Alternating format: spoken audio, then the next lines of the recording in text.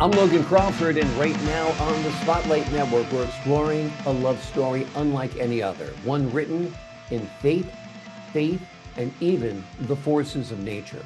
We're talking to a terrific author. His name is Albert L. Clark, and he has penned a powerful book. It is called Lightning and Thunder. In the book, he takes us on a journey through his miraculous love affair with his wife, a romance that defied logic at times and spanned decades. From love at first sight to the lightning strike that marked her passing. This is a true story of destiny, devotion, and the power of the unexplained.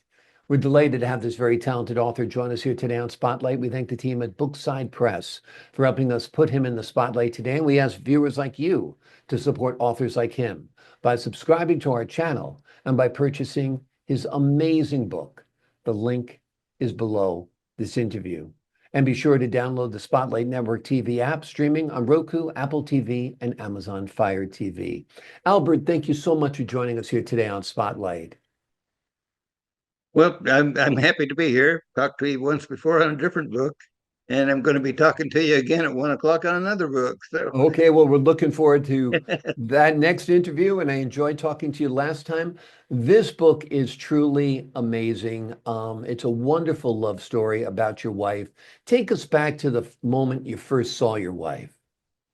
okay, well, my parents had taken when I was 12 years old. My parents took me to see uh, Disney uh, Disney Land in California, Mhm. and my wife that hadn't known, her parents took her from Wisconsin to Disneyland on the same day. And since I had a younger brother, my parents were, with him, and I just roamed the park by myself. Mhm. And I was approaching a ride, and I saw this girl that I fell in love with instantly. That was arguing with her brother that she wasn't tall enough to ride on the ride, and her older brother wasn't going to go on that childish ride. So I heard that much of the conversation, and he was wearing an Arkansas T-shirt. So I figured, well, she's from Arkansas. Well, that's not very far from Oklahoma, which is where I grew up and went to school. Mhm. And anyway, I fell in love with her. Well, somehow I got separated. They disappeared, and I kept seeing her platinum blonde hair next to a taller, 6 foot tall brother. Mhm. Uh, Going through the crowd, but I couldn't catch up with him because I'd lose them in the huge crowds at Disneyland. And then I'd see a flash of her blonde hair again, and never did catch up with her. When I got old enough to drive, I drove over to Arkansas trying to see if there's some by chance I would see her. Mhm. And it didn't work, of course. There are millions of people in Arkansas, and the odds of finding her are zero. So, anyway, when I came back from the war in Southeast Asia, I got assigned to a base in Arkansas, and I Mhm. moved into an apartment house. And during a lightning storm, which is where the part of the name of the book comes from, lightning. Uh, and in a flash of lightning, I saw her standing 2 apartments down on the balcony that was shared like a old style motel. It has a long balcony that covers Mhm. all the rooms. So I walked down there and said, "Let's get married." She said, "What?" And I said, "Let's get married." And so she went into her apartment and locked the door. So So anyway, you saw her at Disney World and fell in love with her at love at first sight. Did you ride on the ride with her that day?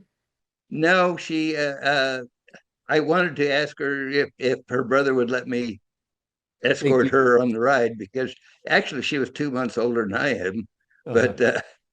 but she was short. Right. And when she reached her full growth, she was still stretching to hit 5 foot. Amazing. Now, how many years later did you see her on this balcony? 14 years. 14 years later. How old are you now at 14 years later?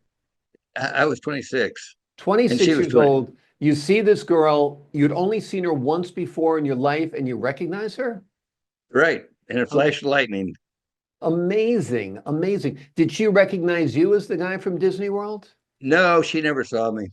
Amazing, It amazing. just that in talking later as we started dating, I explained that I had seen her at Disneyland, and she course, didn't have any memory. She remembered standing by that ride, arguing with her brother that she wanted to go on the ride, but Amazing. she never saw me. That's amazing. So you saw her when you were very young. You're 26 years old. You see her, you say, let's get married. And she's got kind of like scared by that and went inside, right? Right. So After how did you this, get to the point of asking her out to go out on a date and start dating her? I stalked her. Well, actually, a couple of weeks later, Miss America was going to be on television, and she went down and bought a small color television, and then which very few people had a color television back then, Hmm. and it was like a 19-inch or smaller TV. But anyway, she invited all the people, all the single people in the apartment, to come down to her apartment and watch Miss America, which I was a member of. I was a group of, just everybody in the apartment house. And I went there early to help her set up, get the drinks, get the whiskey and the gin and everything out where people could get to it. Um, and I thought she was a very poor girl at the time because her quote sofa was a aluminum army cot with a big thick piece of foam rubber on top, and then she had sewn a cover for it and pillows for it to make it look like a sofa. Her coffee table was a shipping box for some kind of fruit. It was made out of wood and had a piece of Amazing. plywood on top. And her dining room table was a card table with two metal chairs. Amazing. Well, she was very resourceful, that's for sure. So Right. Well, 26 years, go I ahead. didn't know that her parents were very wealthy. Hmm.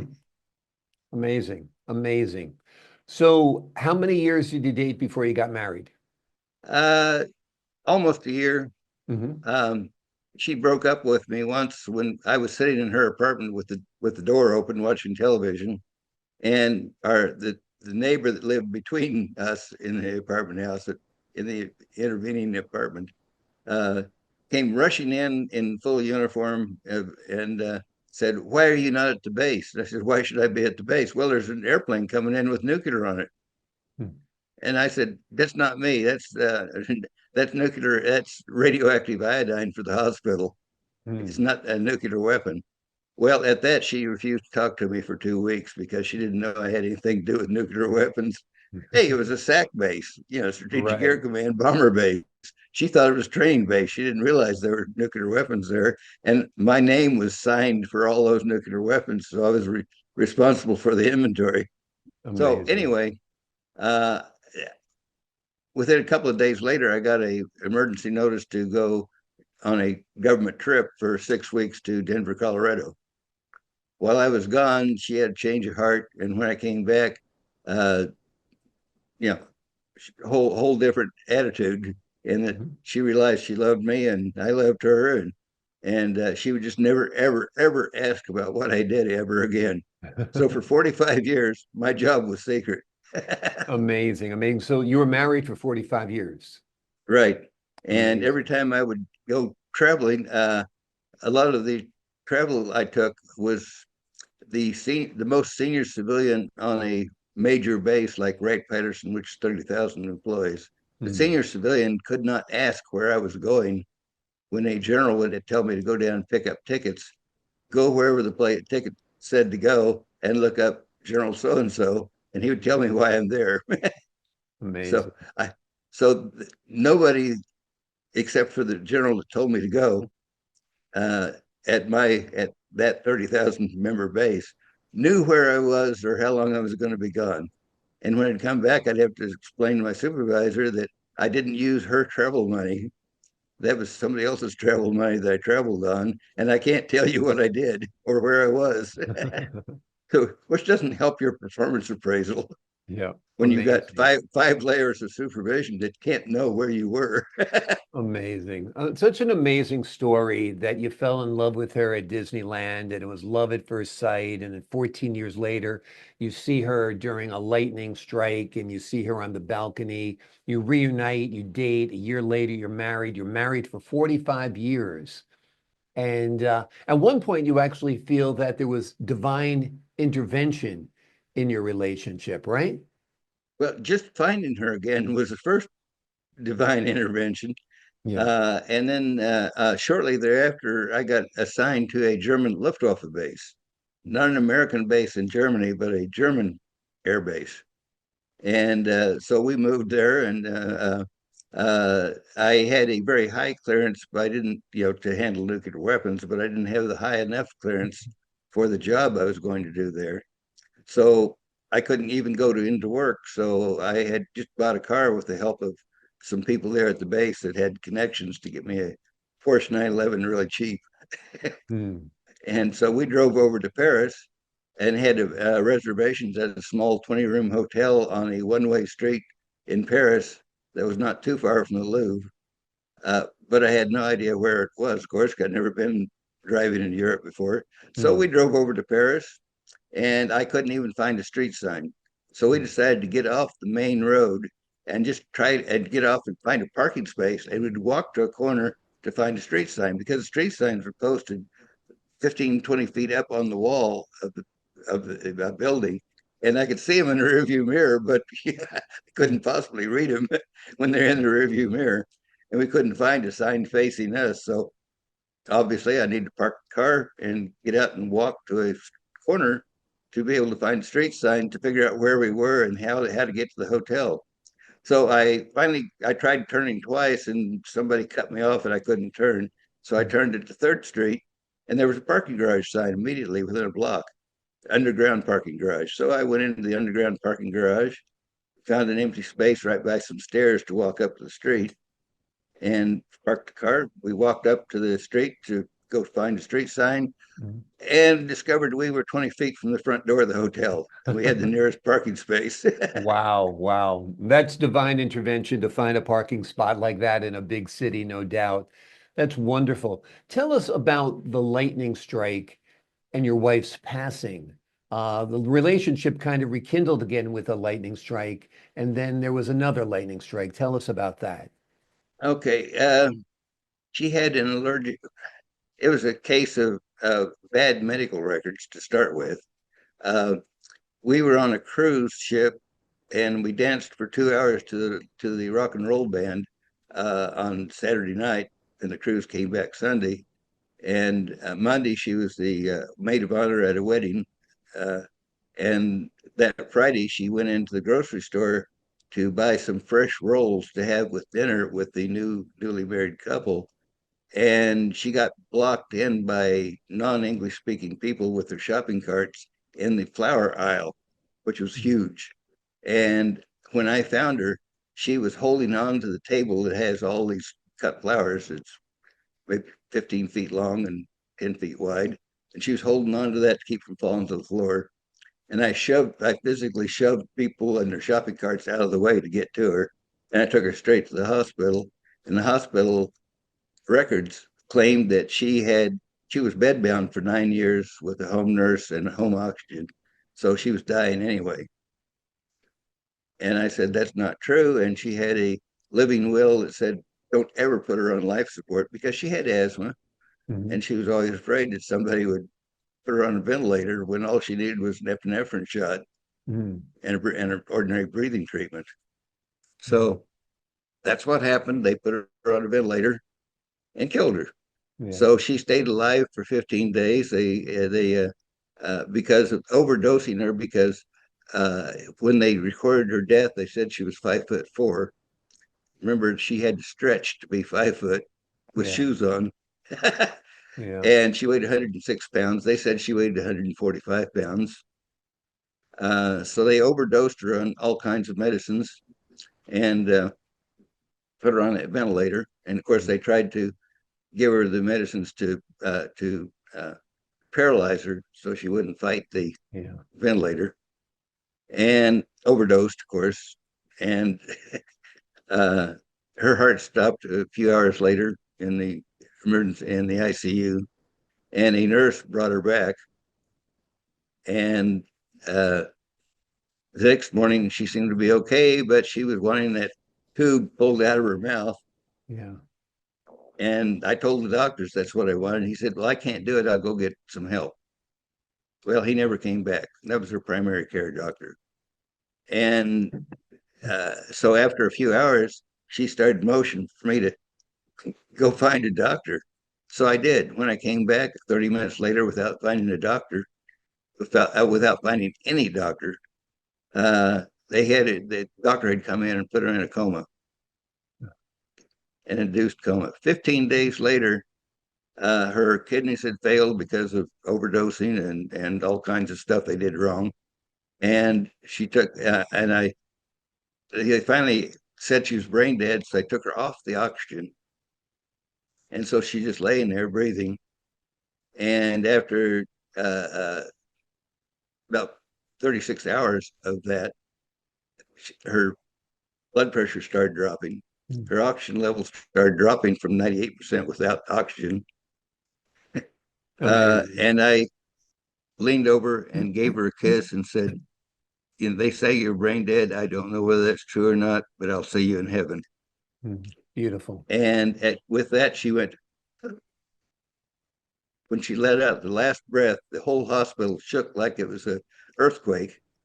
And there was a big boom of thunder. We didn't know it was lightning storm. We couldn't hear anything in the hospital except for that great big boom. And all the power went out. Every bit of the power in the hospital went out. And 3 minutes later, the battery backups for the life monitors and so forth came back on and showed her flatlined. So I went out and told the nurses, and the nurses station still was rebooting. It still hadn't come on to show she was gone. And 3 minutes later, the battery backup came on and showed her flatlined. And I went out to the nurse's station and said, "Well, you've killed her," and I left. Well, anyway, I went down there 2 months later to sell my house in Florida and moved to Oklahoma to be with my kids that had stayed here when we went to Florida for 11 years. And they had it, when I drove by the hospital deliberately, and they had an 18-wheeler generator sitting hooked up to an 18-wheeler fuel truck with a great big power line going into the hospital to provide power to the hospital 2 months after that event.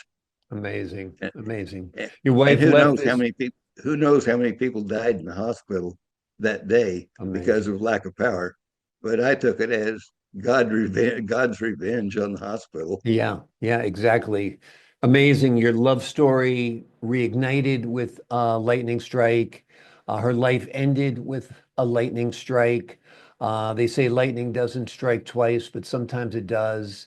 And I think it's so symbolic of the wonderful love story that you've detailed in this amazing book and described for us today. Folks at home, the name of the book is Lightning and Thunder. In the book, Albert takes us on a journey through his miraculous love affair with his beautiful wife, a romance that seemed to defy logic at times and span decades, from love at first sight at Disneyland to the lightning strike that marked her passing. This is a true story of destiny, devotion, and the power of the unexplained. Albert, thank you so much for joining me here today on Spotlight. Well, say everywhere we went, it was a miracle. We could go to Grand Canyon during tourist season, and they'd tell us, "Oh, gee, you need to make reservations last year if you wanted to stay here." And we'd drive in to make a U-turn to drive back out, and some college students ran out and said, "Hey, we didn't realize how big these campsites are. We rented 3 of them, and we've got 7 cars and 7 tents in one campsite. Would you like one of ours?" Amazing. Okay. Amazing. So, you guys were blessed. You're blessed. The biggest blessing of all was that you found each other and that you had basically a half a century together. And I know you will be reunited with her in heaven. And I know you've got an angel who looks down on you every day. Albert, I appreciate your time here today. To the folks at home, I'm Logan Crawford, thanking you for your time this time. Until next time on Spotlight.